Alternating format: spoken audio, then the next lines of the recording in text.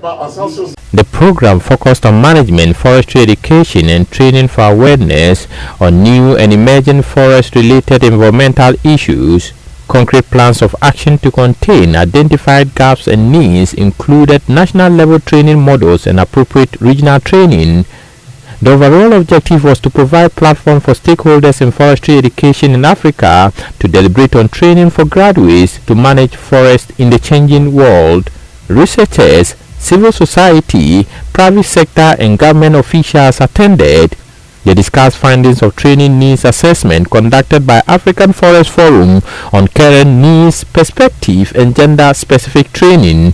Professor Godwin Kowero is the Executive Director of African Forest Forum. There will be quite a number of things that will be addressed as gaps in terms of capacity. We have also undertaken a study on the status of planting material, that is mainly seeds and seedlings on the continent, apart from this study. And our findings are that the continent, especially sub-Saharan African countries, they don't have the capacity to raise more than about 50% of their requirements in terms of seeds and other planting material to meet the supply of forest-based, also tree-based needs domestically for export, and also to respond to calls from international multilateral environmental agreements in increasing the forest area in our countries. So we have a serious problem in that area.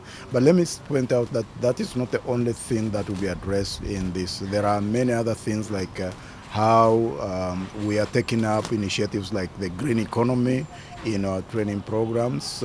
We know that our governments have subscribed to a green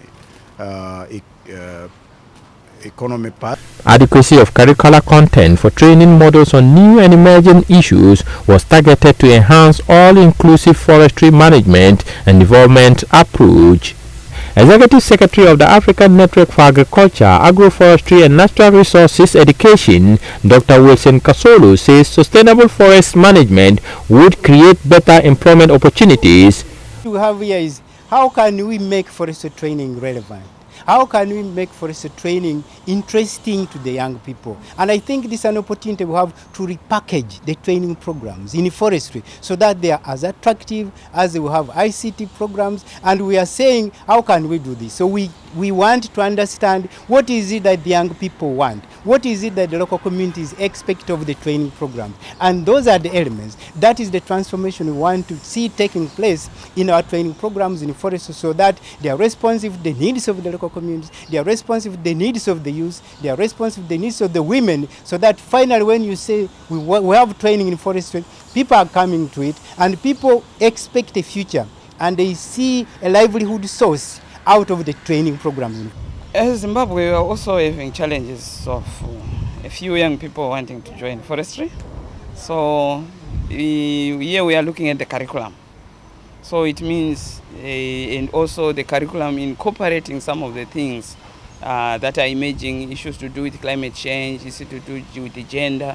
So all those things, we are now going to have a holistic curriculum that we may try to incorporate those things. Forests offer livelihood, environmental benefits and development opportunities. These can be harnessed through appropriate forest management capacities. Here is head of postgraduate programs at the University of Pretoria in South Africa, Professor Pasi Chewa. We are trying to promote forestry more for the communities. So the issue of seed is very important. Just like in maize growing, you need good hybrid seed. In forestry, you also need to get good seed.